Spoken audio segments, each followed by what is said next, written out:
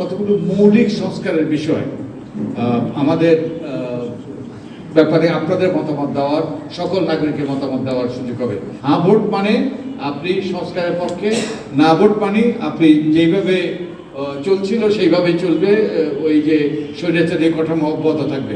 আপনারা জানেন যে তত্ত্বাবধায়ক সরকার ব্যবস্থা আমি আদালতে গিয়েছি পঞ্চদশ সংসদে বাতিলের ব্যাপারে, ত্রয়োদশ সংসদে ফিরিয়ে আনার ব্যাপারে, ত্রয়োদশ সংসদে ফিরে এসেছি।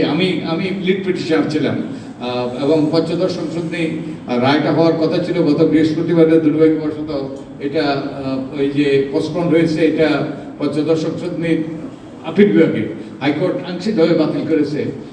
তো এটা আমার মনে হয় মার্চ মাসে এটা তারিখ পড়েছে। আশা করি যে আমরা প্রতিকার পাবো, আশা করি তত্ত্বাবধায়ক সরকার ফিরে আসবে।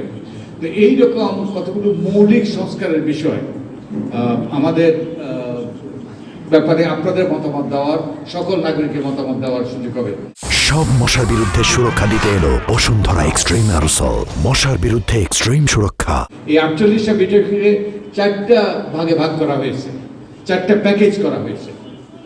এই 4টা প্যাকেজে আপনাদের এই 4টে প্যাকেজের উপরেই কিন্তু আপনার ওই যে গণভোটের ব্যালট হবে, একটা ভিন্ন ব্যালট হবে এবং এই 4টা প্যাকেজে কিন্তু ভিন্ন ভিন্ন ভোট দিতে পারবেন না। 4টা প্যাকেজের ব্যাপারে আপনি হয় হ্যাঁ দেবেন, না হয় না দেবেন।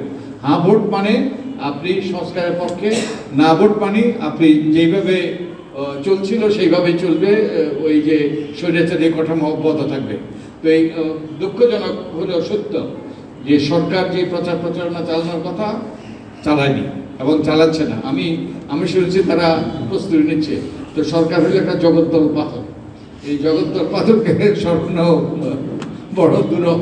তো আশা করি যে সরকার প্রচার প্রচারণা চালাবে। আমরা সুজনের পক্ষ থেকেও আমরা চেষ্টা করছি, আমরা প্রস্তুতি নিচ্ছি। আমরা শিগগিরই এবারে গণভোটের ব্যাপারে প্রচার প্রচারণা চালাবো, যাতে মানুষ বুঝে, জেনে বুঝে ভোট দিতে পারে।